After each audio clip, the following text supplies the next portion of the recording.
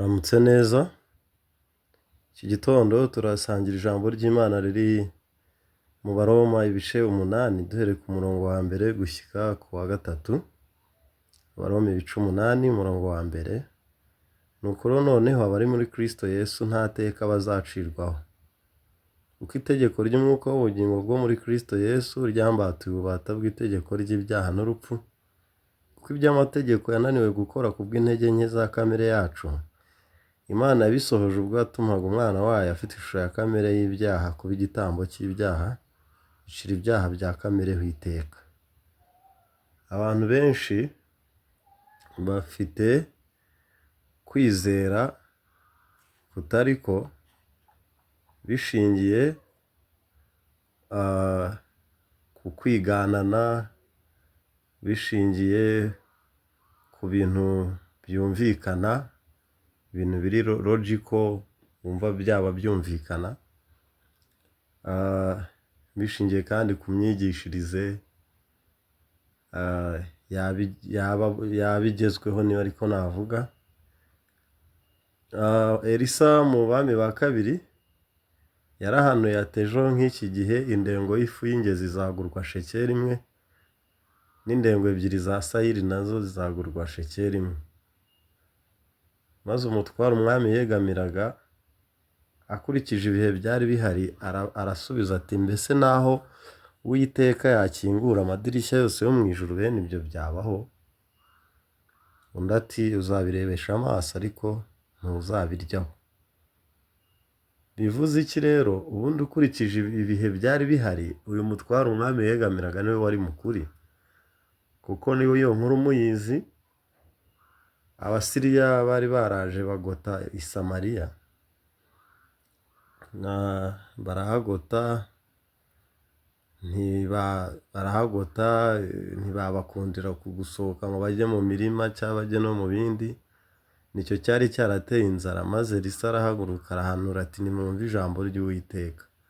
Uwiteka avuze ngo ejo nk'iki gihe indengo y'ifu y'ingezi izagurwa shekeri imwe.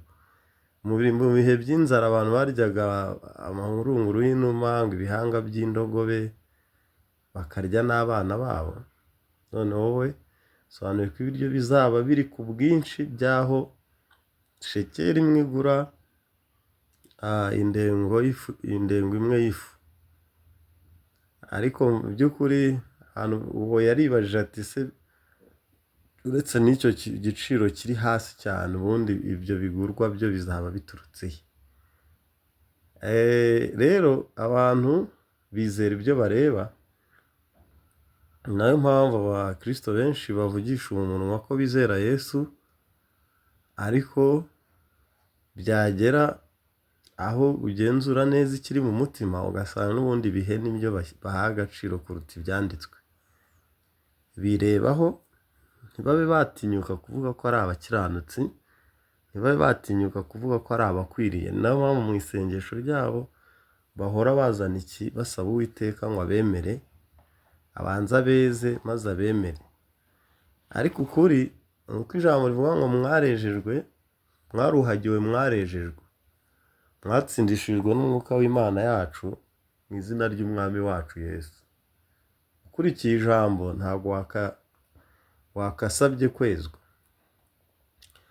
Tugarutse aha rero mu Baroma ibice 8 haravuga ngo abari muri Kristo Yesu.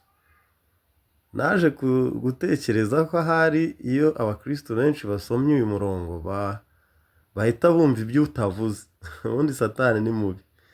Iyo Satani ajya avuga ibijya gusa n'ijambo ry'Imana, yego, utasobanukiwe ibyanditswe ntabwo waganisha Satani. Yagerageje Yesu muri Matayo ibice 4 ati simbuka kuko handitswe ngo izagutegekera abamarayika bayo bakuramire. Yesu nawe aramusubiza ati ariko haranditswe ngo ntukagerageze Uwiteka Imana yawe. Yamutsindishije ibyanditswe, ariko umva nawe yagendaga amugerageresha akoresha ibyanditswe. Rero hajya habaho ibijya gusa n'iby'Imana, ariko niba bisobanuye ko ari ibyayo by'umwimerere. N'igihe Mose yakoraga ibitangaza muri Egiputa, abakonikoni ba Farawo nabo barabikoraga. ariko wenda nyuma ukabona igihatsi ikindi. Rero iyo usomye ngo nuko rero noneho abari muri Kristo Yesu nta teka bazacirwaho. Muri Kristo Yesu abantu icyo nzi cyo basimbuzamo mu rusengero, mu nzu y'Imana, mu murimo w'Imana, mu migendere myiza, mu myitwarire myiza, nta teka bazacirwaho. Ntabwo icyo nzi cyo bahita bahindura imvugo. Nuko rero noneho abari mu nzu y'Imana, niyo mpamvu abantu basenga baba bumva bari fine, bari safe. Ahari kuba gusenga ubwabyo no kujya muri protokole no kuba aba evangeliste no kuba abapasiteri no kuba abinginzi, mbese kugira ibyo ubamo, numva ibyo ubwabyo hari icyo biri gusobanura ku Mana. Uwababwira ukuntu ibyo bintu nta hantu bihuriye n'iby'Imana baba banzi mwashwana. Yesu we yavuze ibintu bikeya cyane, yaravuze ngo ni ukuri ndababwira yuko uwumva ijambo ryanjye akizera uwantumye aba afite ubugingo buhoraho. Aho hantu humvise he gukora imirimo y'Imana? Yewe hari n'aho bamubajije muri Yohana bati tugire dute ngo dukore imirimo y'Imana? Arabasubiza ati umurimo w'Imana nguyu. Nta nubwo yasubije avuga imirimo myinshi. Umurimo w'Imana nguyu ni uko mwizera uwo yatumye. Biri kumvikana? Tugire dute ngo dukore imirimo y'Imana? Arabasubiza ati umurimo w'Imana nguyu,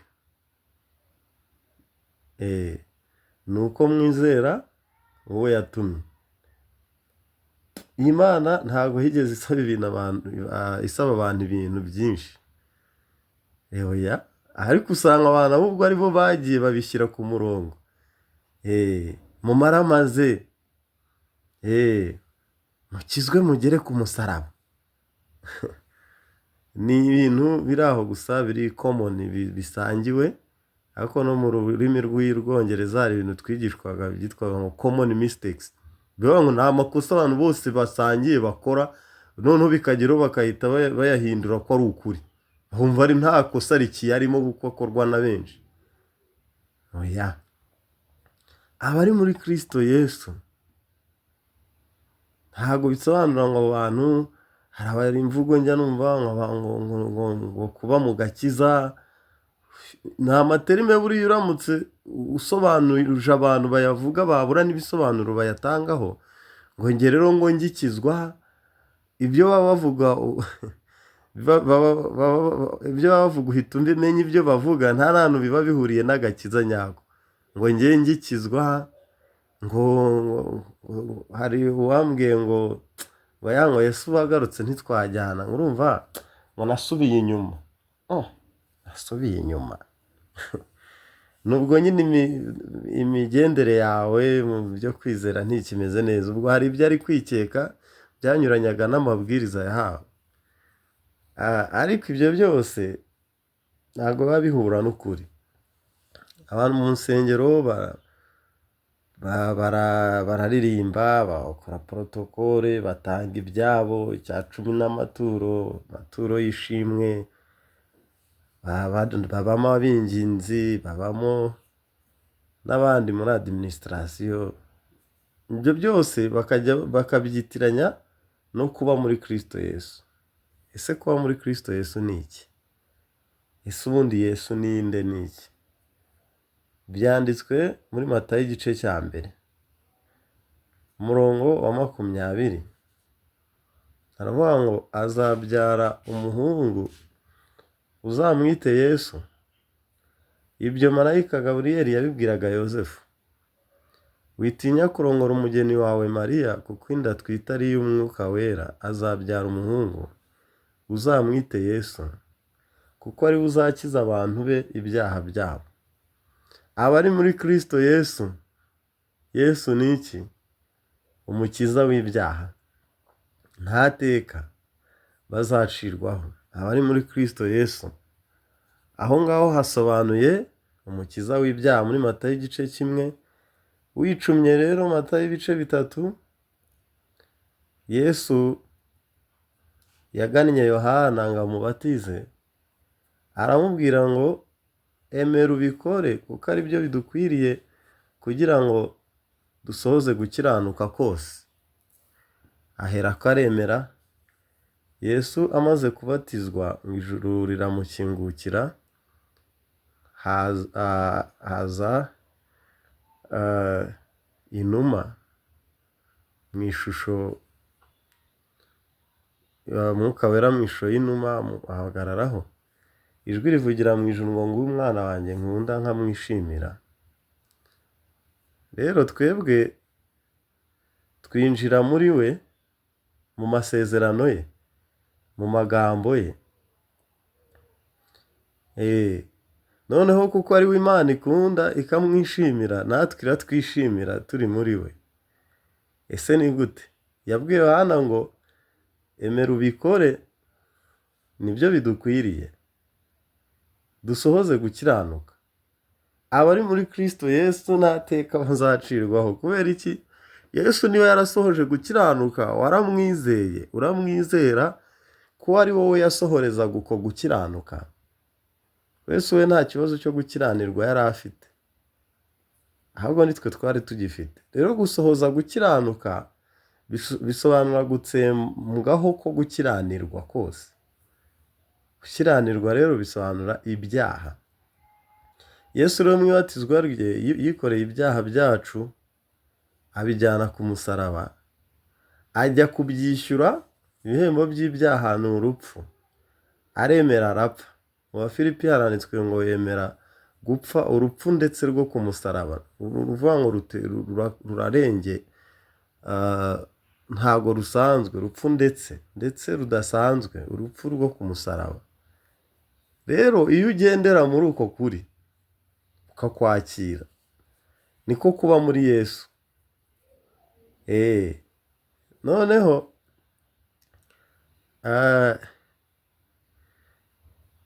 hari umuntu wajyaga ahakanya kuri radiyo kera, ahakanya ubutumwa bwiza bwa Kristo, ariko akazana umurongo wo muri Yohana wa mbere handitswe ngo mwiboneze, ngo kandi nk'uko waboneye, ngo mwiboneze nk'uko uwo nawe aboneye. Nta kibazo, nta bitwaye iki kugendera mu nzira ze, ako se zigenderwamo nande. Iyo abantu bari abasivili bamaze guhabwa amahugurwa bakaba abasirikari, nibyo nyine bagomba kugendera muri uwo murongo w'ibyo babaye byo. Ariko nanone ntabwo umusivili yajya yitwara gisirikari ngo ubwo bimugize ko ari umusirikari. Oya, ahubwo package cyangwa ibyo bandi bita bagage, ikintu afite muri we nicyo cyari icy'ingenzi, noneho imigendere ikaza nyuma. Nawe rero iyo wigishijwe ijambo ry'Imana ukaryakira mu mutima wawe, nibyo kandi nk'uko waboneye mwiboneze, kandi nk'uko aboneye. Ariko wowe avuga iryo jambo yasaga nkaho asobanura ko kwiboneza, kwitwararika, kugendera mu byiza ubwo ari byo byaguhesha agakiza. Urabanza ukakagira, ukizera Yesu ukakagira, maze ko imigendere igakurikiraho. Ibyo nta wajya kugira ijambo ahinyura na rimwe. Rero se kuba muri Kristo Yesu ni gute? Yabwiye Yohana Yesu ngo bikore dusohoze gukiranuka kose. Ubwo rero byasobanuraga iki? Yohana yari ari kumukoreza gukiranirwa. Reka nifashishe mu Balewi ukuntu intama yajyaga yoherwa mu butayu ahatagira abantu, ngo yikoreye gukiranirwa kwa Isirayeli kose n'ibyaha byabo byose. Niyo mpamvu rero muri Yesaya hagaruka havuga ngo muhumurize abantu banjye, muvuge ibyurutse imitima y'ab'i Yeruzalemu, muhabwire ko intambara zaho zishize, gukiranirwa kwaho kubabariwe, n'ibyaha byabo habihaniwe kabiri n'Uwiteka. Ese guhanwa kabiri, ibyaha byabo habihaniwe kabiri. Yesu Yesu yaraje ibyaha byacu abihanirwa kabiri. Za ntama ebyiri, imwe yoherwaga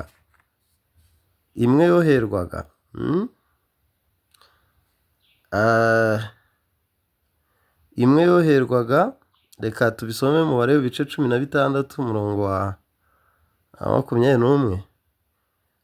Ijambo ry'Imana riraryoha iyo ugize amahirwe yo kuryigishwa cyangwa no kuryigisha. Tujye dukurikiranya neza ibintu uko bimeze, ukuri nta kabuza kuzaganza.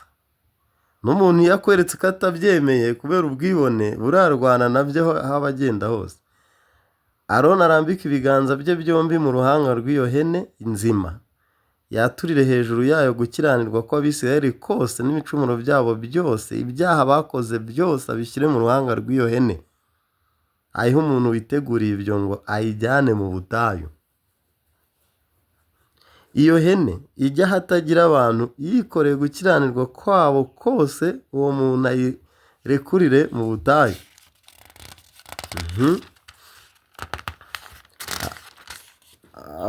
Aroni yinjire mu ihema ry'ibonaniro, yiyambure ya myambaro y'ibitare yambaye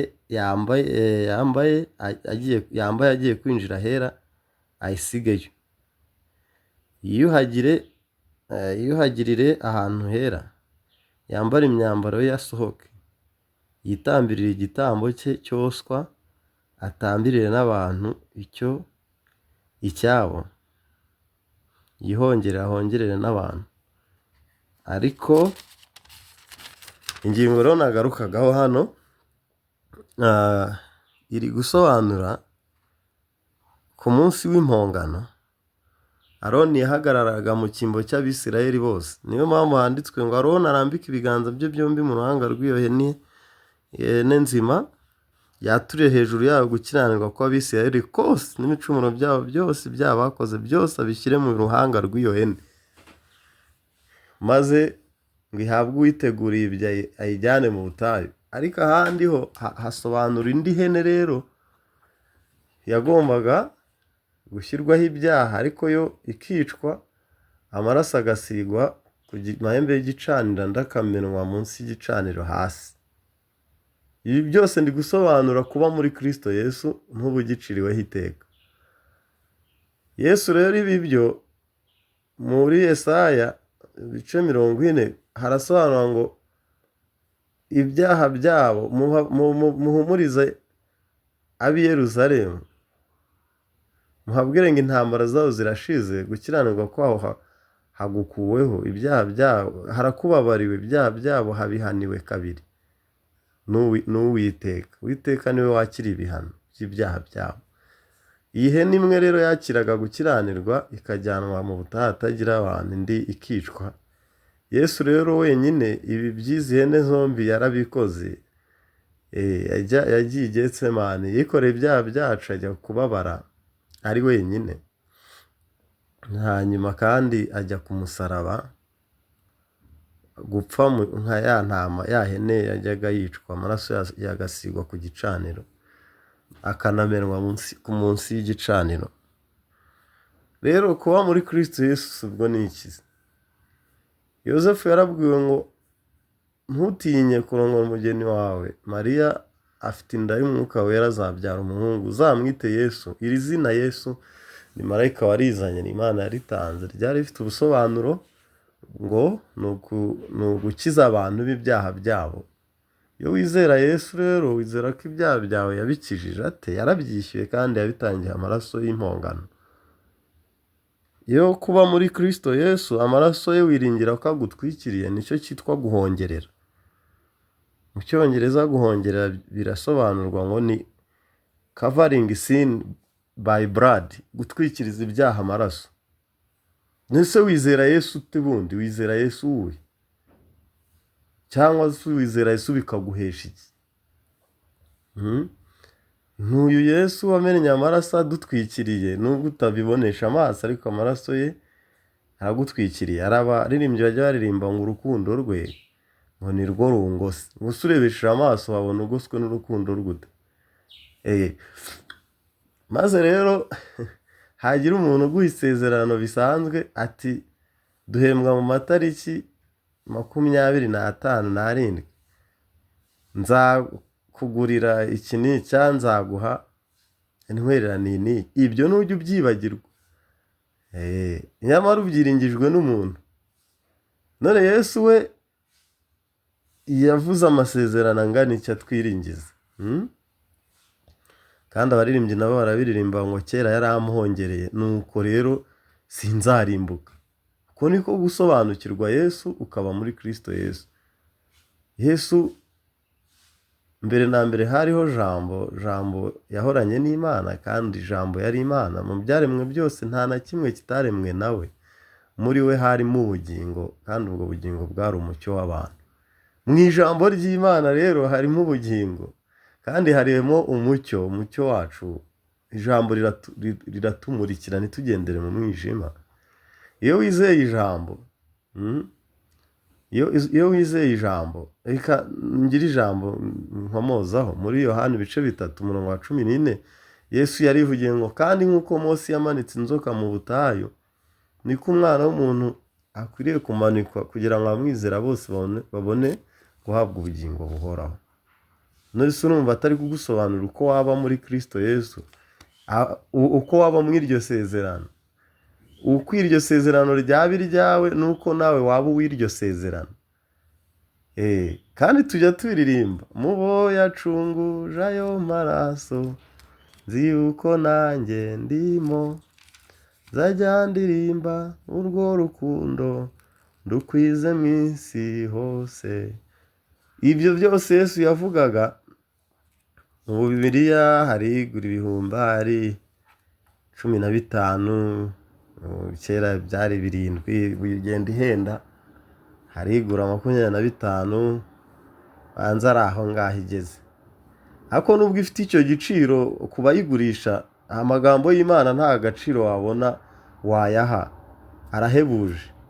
None Yesu yivugiye ijambo muri Yohana 13 ati kuriya rero Mose yamanitse inzoka mu butayu, buriya yari ishusho y'umwana w'umuntu uzamanikwa kugira ngo abizere uwo babone ubugingo buhoraho. Rero kuba muri we ni ukwizera amasezerano ye. Irindi nsorezaho muri Matayo 26:28 haranditswe ngo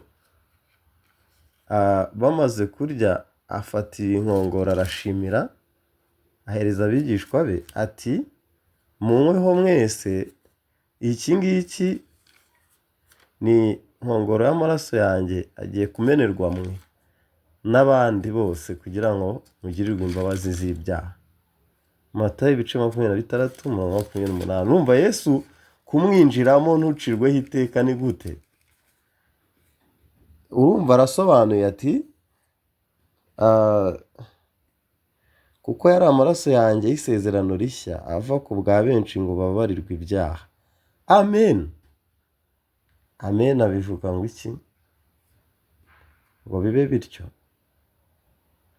Yego, nanjye rero ayo maraso yaramenetse ngo mbabarirwe ibyaha, narababariwe. Ariko noneho hari ikindi tugomba kumenya mwiriya 20 twasomye. Haravuga ngo abari muri Kristo Yesu nta teka bazacirwaho, kuko itegeko ry'umwuka w'ubugingo ryo muri Kristo Yesu ryambatuye ububata bw'itegeko ry'ibyaha n'urupfu.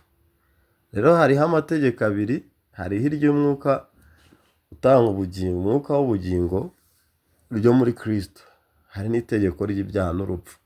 Kuba muri Kristo Yesu rero ni ugukura intumbero ku gushaka gukiranuka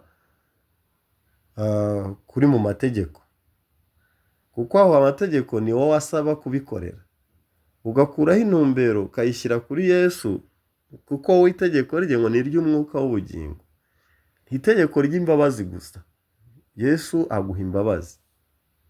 Umugore wafashwe asambana bamuzaniye Yesu bati mwigisha, umugore yafashwe asambana kandi Mose mu mategeko yadutegetse kwicisha amabuye abakoze batyo, noneho urabivugaho iki?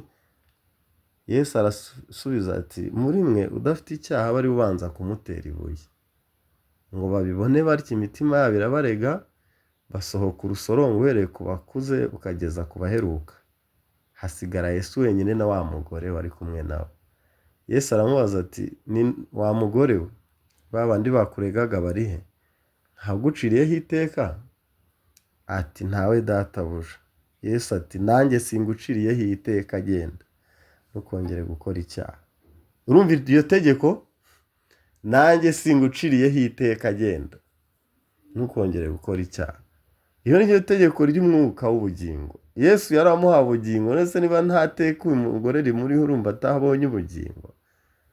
Arakize, akijijwe na Yesu, kuko amukirishije itegeko rindi ritari rya ba bafarisayo bishingikirizaga ngo bamwice.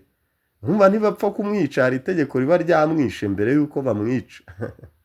Kandi Mose mu mategeko yadutegetse kwicisha amabuye abakoze batya. Itegeko ryakwishe mbere y'uko upfa nyirizina. Ariko rero n'ubundi Yesu ntabwo ari uko aje gupfobya iby'iryo tegeko.